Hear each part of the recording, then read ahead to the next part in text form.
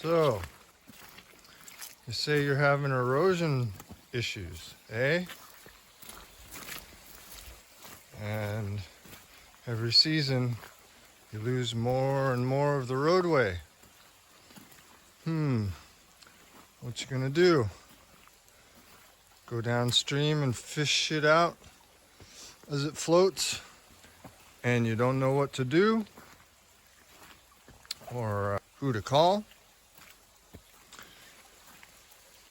Well, first thing you want to do is figure out where the source is, because if you just keep dealing with the problem downstream, like shit floats downstream, stop picking it out at the bottom or the end or wait until it disappears around the bend.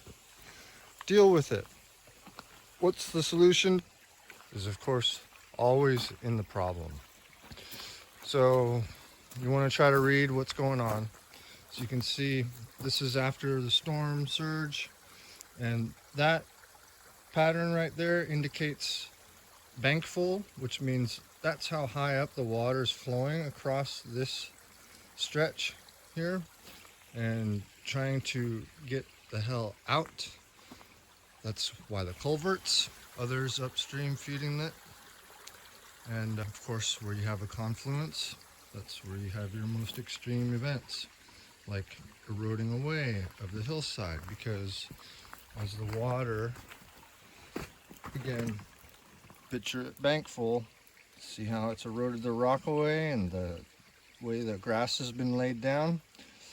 This is pretty deep with water when it's really going, and you want to get it out of here. In this case, you do not want it on your property because it will quickly erode it away. And nature is just trying to not fight it. She's trying to push, again, her big boulders down first, allowing some soil to fill in so that it mellows out. In this case, so yeah, you want to read the signs and see what you're dealing with so you can understand. Well, and if you want to know the story, you can read it like a book. This is all eroding away quickly. And why is that? It looks like half of the culvert is blocked. Is that a good idea? Does that help shunt the water away or impede it? Well, yeah. Again, in dealing with shit that runs downstream, it's inevitable that the debris and whatnot is going to go down with gravity and rumbled in a slurry every season. And something like this is a quick fix. Putting a board in just to keep the rocks away from going in. However, that's not going to fix it. It's only actually going to make it worse and prolong the inevitable. Because what we have here at this point is that you can also read, even if there isn't water running, flowing, even in a dry event, you can tell that this has reached bank full right here. So, as I was saying, the water level is pretty high coming around the corner here, coming down to this end part. It reaches the top of the road almost, and in fact, actually overflows over the road, and then it goes down further and impacts other parts of the road, which you don't want to erode. You want your road to be nice and